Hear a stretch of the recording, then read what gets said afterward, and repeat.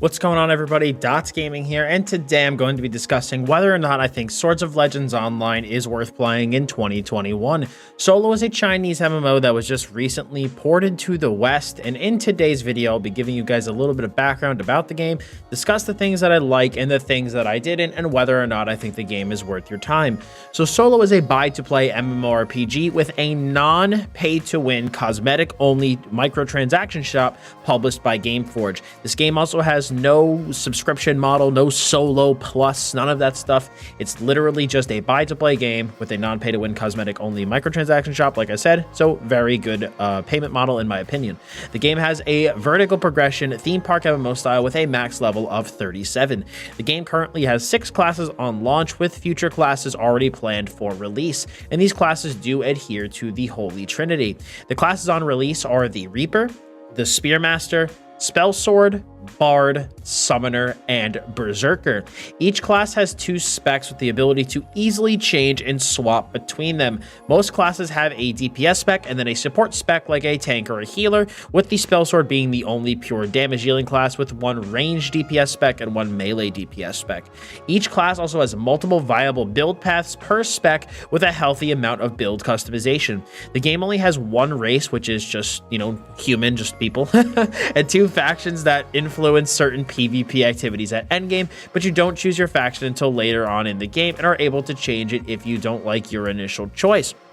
The quests in the game are all partially voice acted, but I'll discuss what I think about the game's VO later in the video. In terms of endgame content, the game does have world bosses, dungeons that scale to your party size from 5 to 10 players, as well as raids that act similarly but support larger group sizes. You are able to queue for dungeons, and for other activities that require manual grouping, there is a manual group finder in the game that you can use to find groups for activities you're looking to complete. PvP-wise, the game has a nauseating amount of PvP options: ranked and unranked 3v3 arena with both solo and team queue, 10 and 15 player battlegrounds, faction PvP in the open world, a BR mode, guild v guild coming soon. There's also a specific faction PvP zone similar to Cyrodiil from the Elder Scrolls Online, and open world PvP similar to a game like Black Desert Online. However, the open world PvP is much more punishing in this game, so if you flag up and kill a certain number of players in the open world and you lose too much ki, which is this game's version of karma, you will actually be sent to jail and have to serve time before you are released, and the time is actually quite considerable. The game also does have separate PvP and PvE gear, which is extremely nice for players that may just favor one activity. Solo also does have a very robust player housing system, and fans of housing will definitely be a fan of this. The game also has a wide variety of mounts and fast travel options, allowing you to move around the map with relative ease. The game also does have guilds, a mentor and student program to help new players find people to learn from.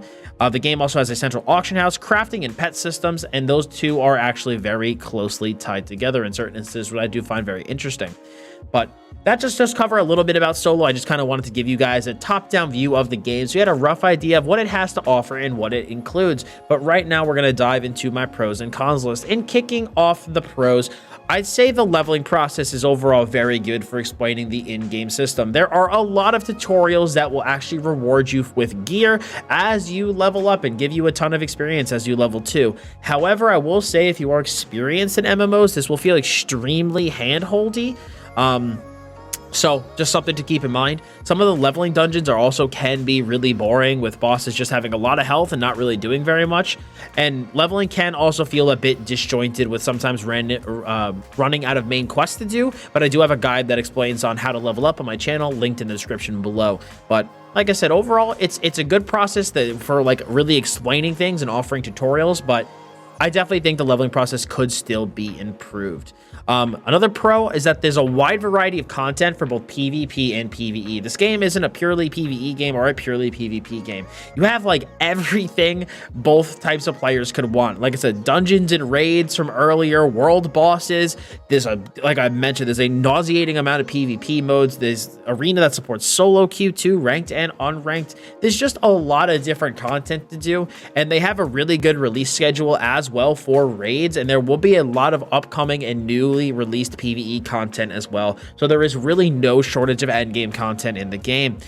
Dailies and weeklies in this game are also well defined in the cultivation menu. I know sometimes with a lot of games it can be confusing about, okay, what do I have to do every day or every week? But this game really does a very good job summarizing it all in one concise place, and you can see what the dailies relate to. Maybe it's a PvP daily or a PvE daily, and it shows you what they reward, so you know what it will be best for you to do.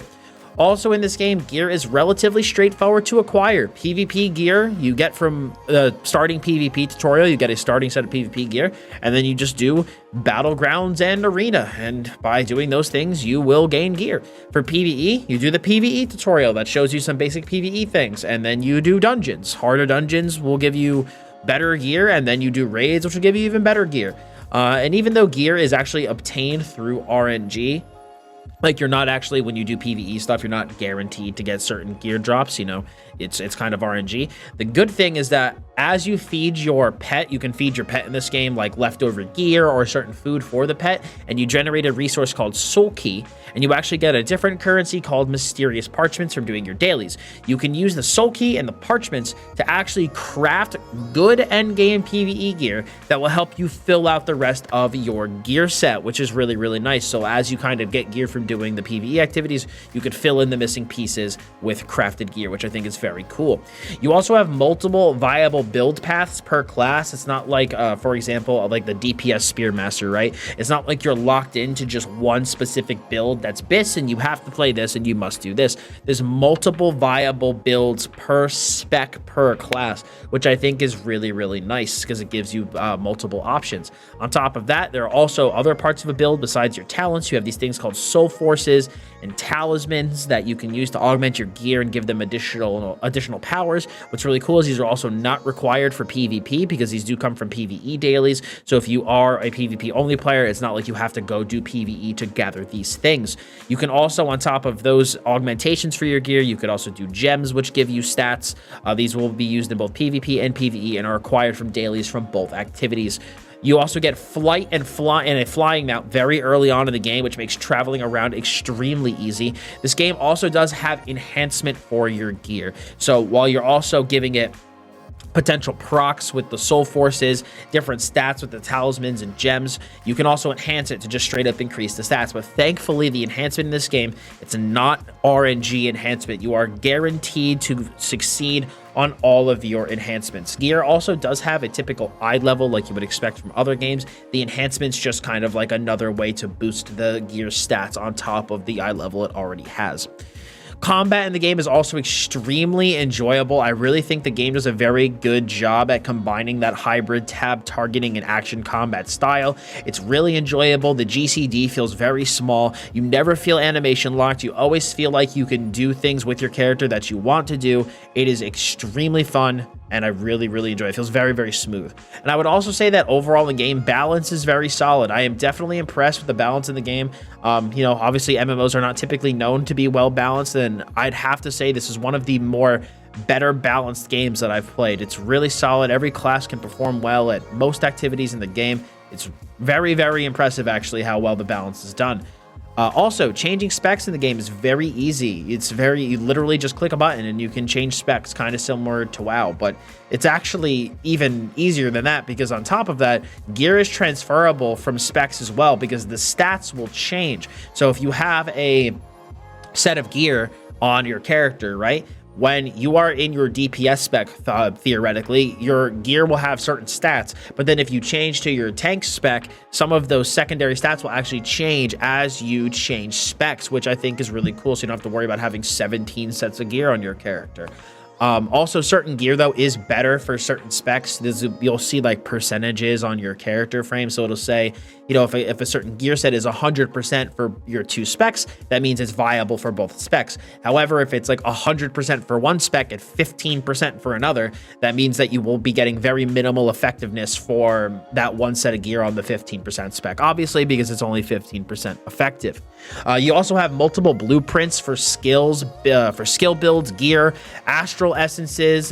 You basically can create like presets for everything that you do. And the cool thing is that the gear blueprints actually store gear on the character sheet and not in the bags. So for example, on my Spearmaster, I have a set of PvP gear and a set of PvE gear, but it's not like I have to carry the PvE gear around with me. It gets stored in the character sheet and actually is held there for me, which I think is really interesting, and I can change to it with just a simple click of a button.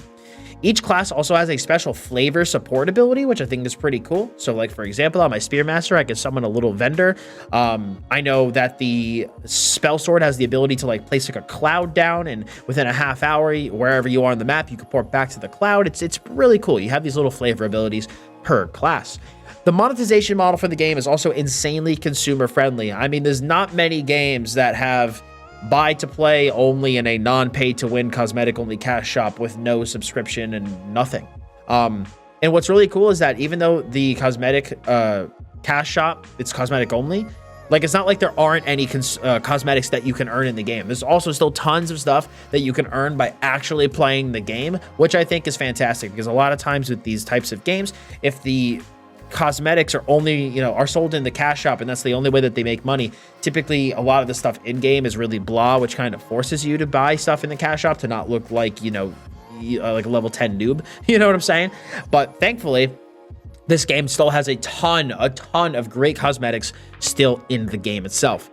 You don't also need any add-ons for this game as well. Anything that you pretty much want is built into the game, like damage, threat meter, things like that, which I think is pretty sick. The graphics for the game overall look really good and offer a ton of screenshot potential. Like I mentioned earlier, there's also a ton of great outfits. The outfit design in this game is fantastic, and the art team definitely did a fantastic job. And then finally, my last pro, I wasn't sure if to list this next thing as a pro or a con. It's kind of like in the middle, is that character customization is just kind of okay. It's not anything great, but it's not terrible. It's just all right.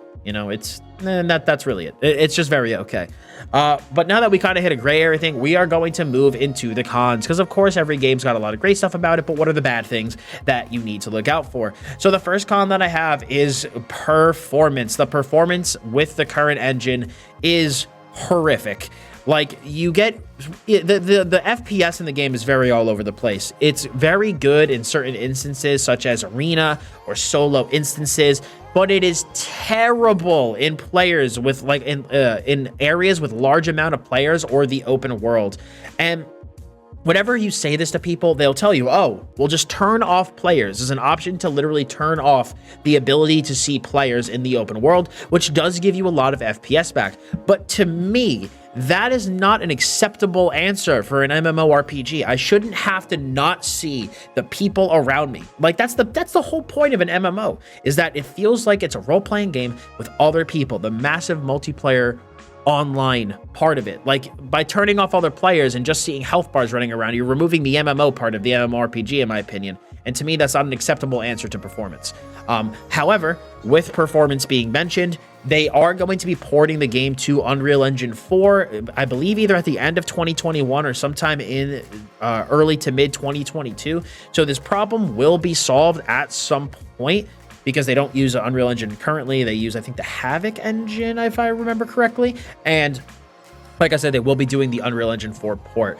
But until then, we unfortunately just need to really deal with very, very, very crappy FPS. On the good side, though, thankfully, there is really no latency. Ping to the game is pretty good. I mean, I believe for the US, it is located on the East Coast, so West Coast might not be as good, but I'm on the East Coast, so thankfully, my ping is pretty good. And the one thing is that there's never been any ability delay, ability lag. Everything works when you press the buttons. It's just the FPS is very all over the place. In some places you'll have 100, and in other places you'll have 25. It's pretty rough, honestly. There also is a lot of spell effect crowding. Oh my gosh, can it be really hard sometimes when you're fighting with people to see what the hell is actually happening or what is going on. Your character very easily gets lost in all the spell effects. And on top of that, there are really not a lot of indicators when you're fighting other players telling you which stuff is friendly and which stuff is enemy. When you are fighting in like dungeons and stuff, it's very easy to see, okay, there's like, the stereotypical red AoEs on the ground, and so you can see what you need to dodge and what you need to avoid. But in PvP, there's no different colors to determine what's friendly and what's enemy. So there have been times where I'm playing where, someone is trying to, put an AoE heal at my feet, and I'm not sure if it's theirs or mine, and, I might be trying to run away from it. And it's like, no, I'm actually running away from friendly healing. So that's one thing I do think really needs to be changed, because it's kind of weird that there's no indicator to tell you what skills are good or bad in a PvP instance. You also have, in certain locations, very bad rubber banding. That's currently an issue that the game is having in its end game like area. It's like an end game questing area. And when there's a lot of people there, you get some massive rubber banding, which is a big yikes. Overall, as well, the UI editing is okay, but it's definitely limited in certain areas. Like, for example, you're not able to edit things like buffs and debuffs on nameplates, which for a game like this, in my opinion, for PvP is very important, because sometimes you're not really able to tell, you know, based on the nameplates, like what kind of buffs your opponent has on them. You can, if you look at this, like their unit frame, it will be on there, but I also do kind of wish it was on the nameplates as well. I think for a game like this, that would be really nice to be able to have that as an option. That's just like a personal con for me. It might not bother other people, but for me, it is something that I do not like. You think you should be able to do that. Also, one of the other big cons for the game, besides the performance, is the voiceover. The English voiceover for this game is horrific. It's really, really bad. Those demon students have set up ramparts made of human bodies along the edge of the cliff, and we'll end up being part of them if we approach them, and don't think we can make it to the top of the cliff. Do not worry. Watch as I take my original form and break through their ramparts. This also does become a really big problem in dungeons too, when certain characters say things constantly. Like, it's really, really distracting. So there is a way though in the game to turn the Chinese voiceover on and just use subtitles, which I definitely recommend, because the English VO is beyond terrible. Also, the translations on the skill tooltips are pretty bad, and others aren't like entirely finished. There's certain things in the game that still haven't been fully translated yet. And honestly, the skill tooltips, it can be really hard to tell what your skill does sometimes. I know there have been a couple times on my stream where me and my chat will read a couple of skills, and it'll take a bunch of us and testing out the skills to figure out what the heck the tooltip's actually saying. So it can be a bit tough with the skill tooltips. I mean, again, you can figure it out through testing things, but I do wish that the tooltip translations were a little bit better, and hopefully that is something they do polish up over time. Another thing that I have for the con is the story. The story is okay. I've heard very mixed things about the story from people.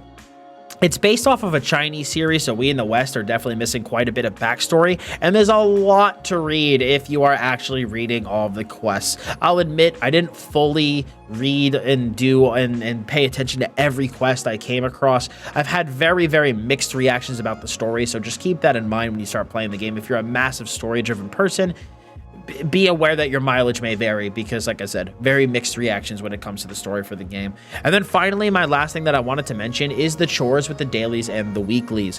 While this game, you know, it is a vertical progression game, it is going to have those dailies and weeklies, and you know, I go back and forth sometimes with the dailies and weeklies in the game. They definitely can feel like chores. Granted, they don't take necessarily too long to do, but at the same time, the dailies obviously reset daily, and a lot of the weeklies aren't actually weeklies, they're bi-weeklies. And so you definitely will need to be logging in frequently to make sure that you do these things, or you will fall behind with your character power, which, depending on how much time you have to play, can definitely be something that you do want to keep in mind, you know, because a lot of times people have very limited time to play, and they don't want to spend their limited free time doing chores, basically, to be able to gain character power. So just something to keep in mind. But overall, is it worth playing? Overall, I really do think that Swords of Legends Online is worth playing. I will say though, for me personally, the FPS and the performance issues are definitely my biggest gripe with the game. A lot of these other things that I mentioned as cons, I would be able to deal with, but for me, it is really hard with the really crappy FPS to play for a long period of time. I found ways to also improve performance, which I will leave a guide linked in the description below, which has definitely improved my performance a lot. But one of the biggest things that I needed to do was turn off simultaneous multi-threading. I have an AMD processor, and if you have a Intel processor, that would be hyper-threading, I believe. And while that did make me gain a shitload of frames in Swords of Legends Online and made it run a lot better, it made everything else on my PC, especially video editing, run considerably worse. And I'm not going to sacrifice my entire PC's performance to play one game. And so I ended up turning it back on, and I have to just deal with solo running at lower FPS. The Unreal Engine 4 port is going to help quite a lot, but it does kind of suck knowing that we need to wait until then for acceptable frames.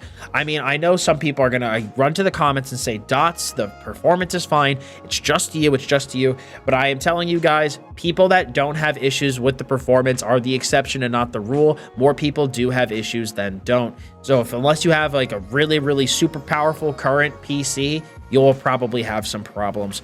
It also can be extremely hard to tell, like I said earlier, what's going on in certain fights, since there is a lot of spell effects crowding and no way to tell friendly player skills from enemy ones. But performance stuff aside, the end game in solo, in my opinion, is very fun. There's a ton of PvP and PvE options, like I mentioned earlier, extremely robust player housing, and there's just plenty of stuff to keep you busy. Solo is a great game to be your main MMO if you're looking for something to sink your time into. But I would definitely be maybe a little cautious if you're looking for a very casual experience. And the reason I say this is because, like I said, you have a lot of daily and bi-weekly quests that you need to do that are tied to your character power. And while they don't take that long to do, some people do have very limited gaming time, and they're probably, like I said, not going to want to spend that time doing required dailies and weeklies. You can still definitely be casual and catch up to people over time, but if you aren't going to be doing all of your dailies and weeklies, you will definitely be falling behind on that gear curve compared to where other people are.